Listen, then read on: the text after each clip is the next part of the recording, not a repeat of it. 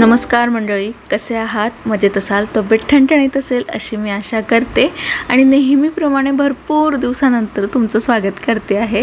Actually कसं आहे, जरी आता नोकरीला लागून 3 महिने झालेले आहेत, 3 महिन्याच्या वर, तरी पण माझं जे टाईम मॅनेजमेंट आहे ना ते बसत, म्हणजे व्यवस्थित मला टाईम मॅनेजमेंट जमत नव्हतं, कारण गॅप भरपूर गेलेला आणि कसं आई बाबा होते तोपर्यंत आई सांभाळून घेत होती तर जमत होतं, पण आता आई बाबा नसतात इकडे, मी, भरत आणि निधी, तर खूप तारांबळ होत होती। तर ते मॅनेज करत करत मला स्वतःला वेळ द्यावा लागला, मला टाईम मॅनेजमेंट बसवायला लागलं।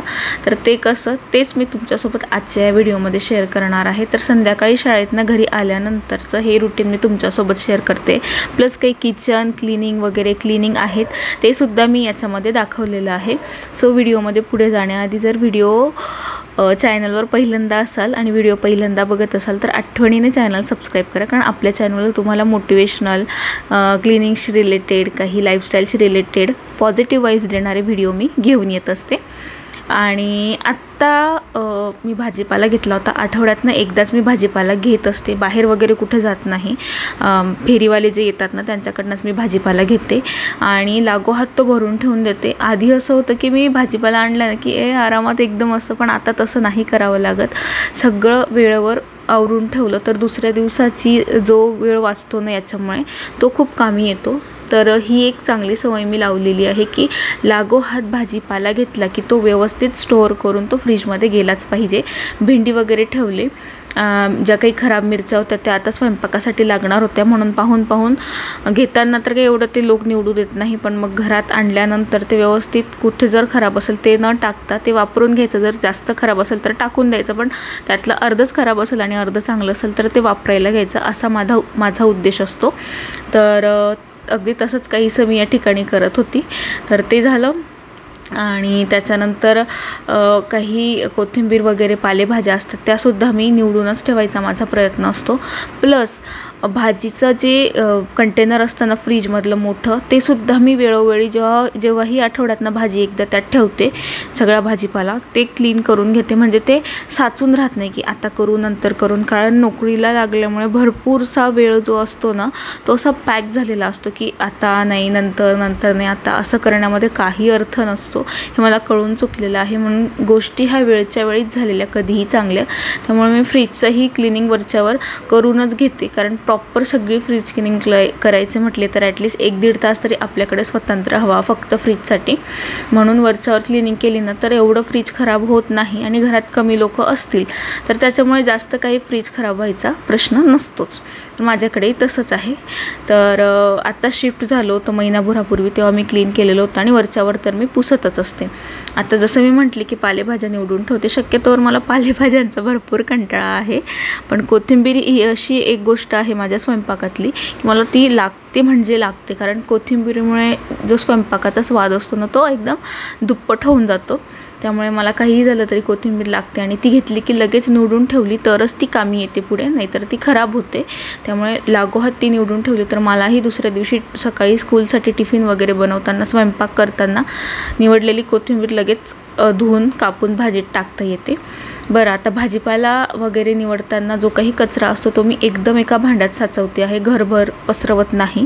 त्याच्यामुळे काय होतो, वेळ पण वाचतो, माझं कामही वाचतं। एका ताटात किंवा एका भांड्यात सगळा जो कचरा, म्हणजे जो निवडलेलं साल वगैरे असेल ते, लसणाचं साल म्हणा, अद्रकचं साल, कोथिंबीरीच्या काड्या, देठ मिरचीचे, हे सगळं जर एका याच्यात साठवलं आणि नंतर एका कॅरी बॅगमध्ये किंवा डिरेक्टली डस्टबिनमध्ये टाकलं तर बरं पडतं. म्हणजे इकडनं आवरावर किंवा झाडून घ्या, सुपडीमध्ये भरा, एवढं सगळं आपलं काम वाढत नाही. तर ह्या छोट्या छोट्या गोष्टी असतात की ज्या आपल्याला मॅनेजमेंट शिकवतात, फक्त त्या प्रॉपर करता आल्या पाहिजे. नाहीतर काम हे आपलंच वाढतं आणि पुरेसा वेळ हा आपल्याला मिळत नाही आणि दिवसातले 24 तासही आपल्याला अपूर्ण पडत असतात. आणि कसं आहे, वेळ हा प्रत्येकाला सेम मिळालेला असतो. प्रत्येकाच्या वाट्याला 24 तास येतात. ते आता डिव्हाइड प्रत्येकाच्या आयुष्यात वेगवेगळ्या प्रकारे झालेले असतात.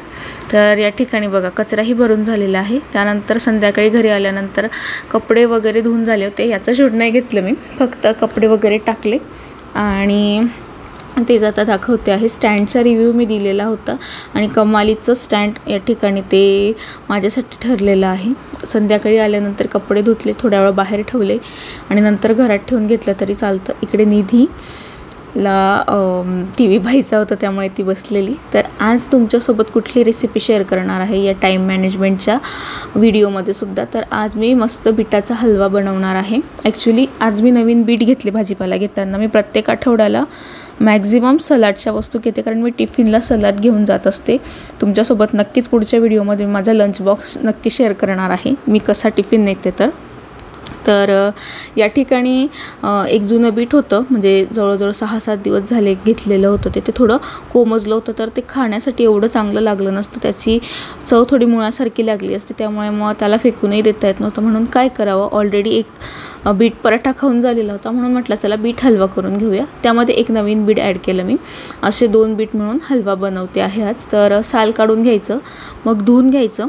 त्याच्यानंतर आपली जी नॉर्मल खिसणी असते ज्याच्याने आपण खोबरं वगैरे खिसतो, तर त्या खिसणीने मस्त असे बीट खिसून घ्यायचे. आणि बीट जर गोड असतील ना तर हलवा एक नंबर लागतो. पण जर घेताना आपण असे थोडे शिळे झालेले बीट घेतले तर मग त्याची चव थोडीशी 19-20 होऊ शकते, म्हणजे कमी जास्त ते लागू शकते. पण ताजे फ्रेश आणि गोड एकदम कडक बीट घेतले ना तर एक नंबर लागतो बीटाचा हलवा. आणि बीटाची वडीसुद्धा. तर सध्या तरी मी आता बीटाच्या हलव्याची रेसिपी शेअर करते आहे, वडीची नंतर कधीतरी शेअर करेल. आणि दोघं बीट खिसून घेतल्यानंतर काय करायचं, मोकळे करून घ्यायचे ते बीट.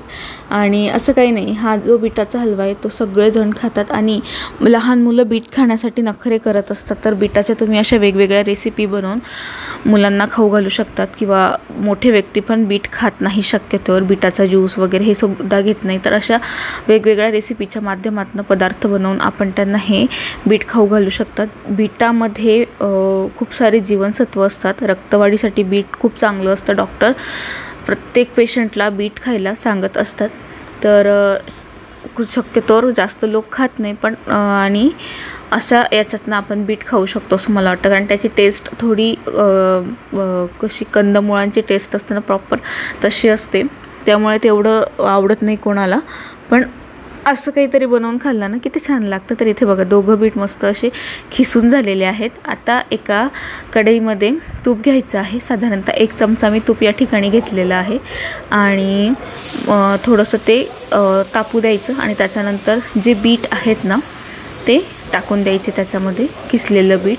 आणि खालीवर मस्त सगळं बीट आणि तूप मिक्स करून घ्यायचं आणि कंटिन्यू त्याला स्टेअर करत राहायचं, म्हणजे हलवत राहायचं, चिटकू नाही द्यायचं. नॉनस्टिक पॅन घेतलेला असेल तर ते चिटकायचा प्रश्नच नसतो. पण जर तुम्ही नॉनस्टिक पॅनमध्ये न करता दुसऱ्या एखाद्या भांड्यात कराल, पातळ स्टीलच्या कढईत किंवा ॲल्युमिनियमच्या कढईमध्ये, तर ते चिटकायचे चान्सेस असतात. आणि मग एक 2-3 मिनटं हलवल्यानंतर झाकून द्यायचं. झाकल्यानंतर ते थोडं मऊसूत होतं आणि त्याच्यानंतर मग ते मऊसूत झालं की पुन्हा हलवून घ्यायचं. आणि त्याच्यामध्ये साय टाकते आहे मी आता. ही तुपासाठी साचवलेली 2 दिवसाची साय आहे माझ्या घरी फ्रीजमध्ये, ती काढली आणि ती साय मी याच्यात टाकलेली आहे. साईमुळे याच्यामध्ये जो कंदमुळाचा थोडासा स्वाद असतो ना तो कमी होऊन जातो, तो लागत नाही. प्रॉपर जसा गाजराचा हलवा किंवा वाटाण्याचा हलवा लागतो ना, अगदी त्याच पद्धतीचा हा हलवा लागतो, त्याच्यापेक्षा पण उत्कृष्ट लागतो असं मी म्हणेल. तर व्यवस्थित हे असं मिक्स करायचं. साय टाकल्यानंतर याचा जो रंग आहे तो थोड्या वेळासाठी बदलतो, पण नंतर जो रंग आहे ना तो ॲज इट इज होऊन जात असतो. जो बीटाचा कलर आला पाहिजे ओरिजिनल तोच कलर याला येऊन जात असतो. तर याला एक थोडा वेळ आपल्याला मस्त एकजीव होऊ द्यायचं साय आणि बीटाला. साय थोडी विरघळू द्यायची बीटामध्ये. त्याच्यानंतर साखर टाकायची. तुम्ही याच्यामध्ये गूळ पावडरसुद्धा टाकू शकतात. माझ्या इथली संपलेली होती म्हणून मी ऑप्शनलला साखर टाकलेली आहे, नाहीतर मी गूळ पावडरचाच वापर करते गाजर हलवा किंवा इतर कुठलाही गोड पदार्थ बनवताना. पण आता नव्हतं म्हणून त्यामुळे मी साखर वापरलेली आहे. तुम्ही गूळ देखील वापरू शकतात. तर साखर पूर्ण विरघळेपर्यंत बिटामध्ये आणि सायमध्ये तोपर्यंत हे कंटिन्यू एकत्र करत राहायचं आहे. गॅस मंदच ठेवायचा, गॅसची फ्लेम मोठी करायची नाही. थोडा वेळ लागतो पण गरम असल्यामुळे साखरही पटापट वितळते. त्याच्यानंतर सगळ्यात महत्त्वाचा इन्ग्रेडियंट याच्यात आपल्याला टाकायचा आहे तो म्हणजे वेलदोड्याची पावडर, वेलची पावडर टाकायची आहे. माझ्याकडे बनवलेली असं म्हणजे आई बनवून गेलेली आहे तर मला ते सोपं पडतं. आणि ते मिक्स केल्यानंतर ड्रायफ्रूट्सचे तुकडे टाकायचे आहेत. तुमच्या आवडीनुसार तुम्हाला जे कुठले ड्रायफ्रूट्स आवडत असतील ते तुम्ही टाकू शकता. पुन्हा एकदा एकत्र करून घ्यायचं. याच्यामध्ये तुपाचं प्रमाण तुम्ही कमी जास्त करू शकतात. हे थंड झाल्यानंतर थोडंसं गोठलं जातं. आता हे थंड झाल्यानंतर मी तुम्हाला दाखवेल की तो कसा दिसतो आहे. शेवटी कलर 1 नंबर येतो त्याचा. त्या ठिकाणी आपला बिटाचा हलवा पूर्ण झाला. त्याच्यानंतर बाकीचा स्वयंपाक भरपूर राहिला होता, कारण आज मी बनवत होती वरण भात, फोडणीच्या मिरच्या, घोटलेली वांग्याची भाजी, पोळी आणि बिटाचा हलवा. तर यातले बिटाचा हलवा झाला, फोडणीच्या मिरच्या झाल्या, पोळ्या होत आहेत, वरण भाताचा कुकर लावलेला होता तोही झालेला होता. त्याच्यानंतर पुन्हा तो कुकर धुतला आणि त्याच्यामध्ये एकीकडे वांग्याची भाजी आणि दुसरीकडे पोळ्या लावलेल्या होत्या. तर पोळ्या होतात, शेवटची पोळी झाली तोपर्यंत भाजीही झालेली होती. कुकर थंड झाल्यानंतर फक्त भाजी घोटायची राहिलेली होती. तर एका याच्यात असे पटापट सगळे कामं झाले ना तर एका तासात एवढे सगळे पदार्थ आरामात बनतात आपले. ते पदार्थ वगैरे बनले. त्यानंतर मी तुळशीजवळ दिवा लावलेला आहे. या ठिकाणी संध्याकाळ झाल्यामुळे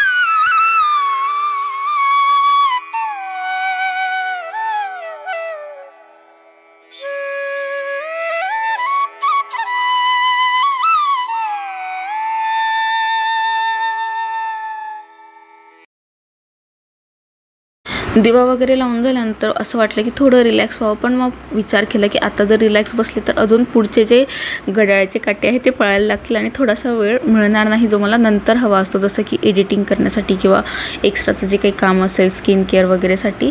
म्हणून मी लागोहात किचनवरचा जो काही पसारा होता, जेवणाआधीचे भांडी वगैरे, ती नेहमीची सवय आहे. काही सवयी ज्या आहेत माझ्या त्या सुटत नाही आहेत, त्या मला थोड्याशा जडही जातात, पण मला असं वाटतं की त्या चांगल्या पण आहेत. काय होऊन जातं, आधी मला हीच सवय होती की स्वयंपाक झाल्यानंतर किचन क्लीन करून घ्यायचं. कारण जर मी माझ्या आधीच्या किचन क्लिनिंगच्या व्हिडिओमध्येही सांगितलेलं आहे की जर आपण आपल्या घरात मुंग्यांचं प्रमाण, किचनमध्ये मुंग्या होत असतील किंवा झुरळ असतील तर वेळोवेळी किचन लगेच क्लीन करा, जेणेकरून ते होणार नाहीत. तर या ठिकाणी तर झुरळ मुंग्यांचा मला काही प्रश्न नाही, पण मला आता ती सवय झालेली आहे. त्यामुळे स्वयंपाक झाला की मी लगेच किचन क्लीन करते, गॅस ओटा पुसून घेते. हीच सवय मला सकाळी पण खूप कामात येते. इकडे पटकन स्वयंपाक झाला की गरम गरम शेगड्या कापडाने उचलायच्या आणि तसंच गॅस वगैरे मी पुसून घेत असते, कारण घाई खूप असते. मग ते मला जड नाही वाटत आहे, कारण ती मला जी आधीची सवय आहे ती मला आत्ता कामी येते. त्यामुळे मग आताही मी तेच केलं. फक्त गॅप घेतला, कारण 7 वाजलेले होते आणि देवाजवळ दिवा लावायचा होता. तेवढे माझे फक्त 5 ते 10 मिनिट गेले. मी पुन्हा आली आणि किचन वगैरे सगळं क्लीन करून घेतलेलं आहे. जेवणाचे आता जे काही भांडे असतील ते नंतर घासले जातील जेवणानंतर. आणि मग हे बघा, इकडे मस्त असं किचन आता छान स्वच्छ झालं आहे, बघायला पण छान वाटतं आणि तसं कंटाळा पण नाही येत. नंतर मग काय होतं, एकदाची आपली कामाची लिंक तुटली ना थोड्या वेळाने कंटाळा येतो. फक्त इकडचा एक कडप्पा जो आहे किचनचा तो क्लीन करायचा राहिला, कारण सगळं जेवणाचं पदार्थ मी इथे झाकून ठेवलेले आहेत, इकडे क्लिनिंग चाललेली होती म्हणून.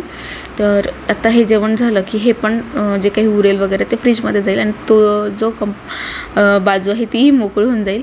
आणि इकडे मी थोडा वेळ भेटला आता माझ्यासाठी, त्यामुळे म्हटलं की चला आरशात बघून घेऊया खिडकीच्या. आणि फायनली ताट इकडे वाढलं. 7:45 वाजता आम्ही जेवणाला बसलो तेव्हा. तर बिटाचा हलव्याचा रंग तुम्ही बघू शकतात. हा 1 नंबर आलेला आहे. आणि मी सांगितलं होतं ना की खूप सुंदर कलर त्याला येतो, तर बघा किती सुंदर असा कलर आलेला आहे आणि खूप चविष्ट लागतो. तर तुम्ही नक्की ट्राय करा. इथे ताट वाढून तयार आहे.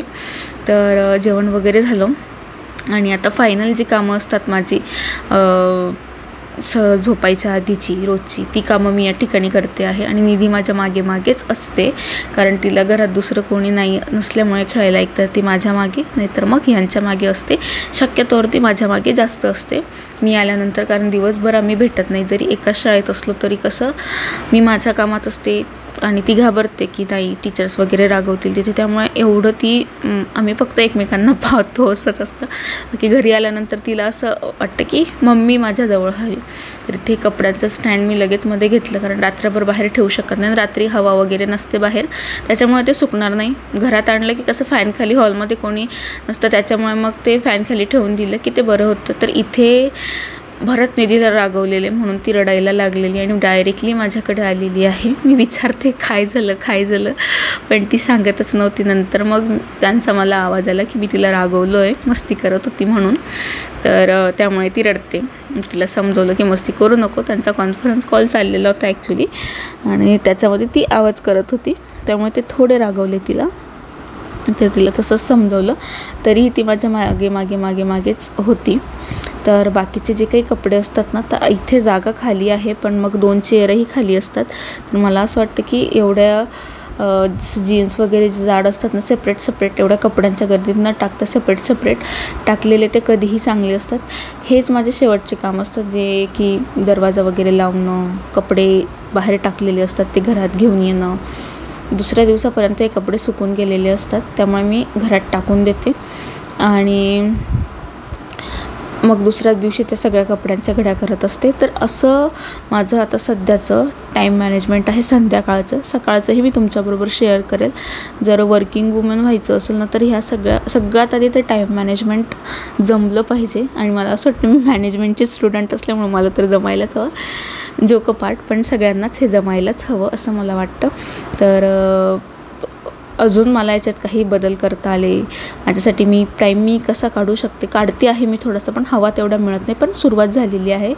तर आजचा हा टाईम मॅनेजमेंटचा आणि क्लिनिंगशी रिलेटेड असलेला किचन क्लिनिंग मोटिवेशनचा व्हिडिओ तुम्हाला कसा वाटला मला नक्की कमेंट करून सांगा. आणि व्हिडिओ आवडला असेल तर व्हिडिओला लाईक, कमेंट, शेअर करा. पुढचा व्हिडिओ कधी येईल माहीत नाही, लवकरात लवकर व्हिडिओ घेऊन येण्याचा माझा प्रयत्न असेल.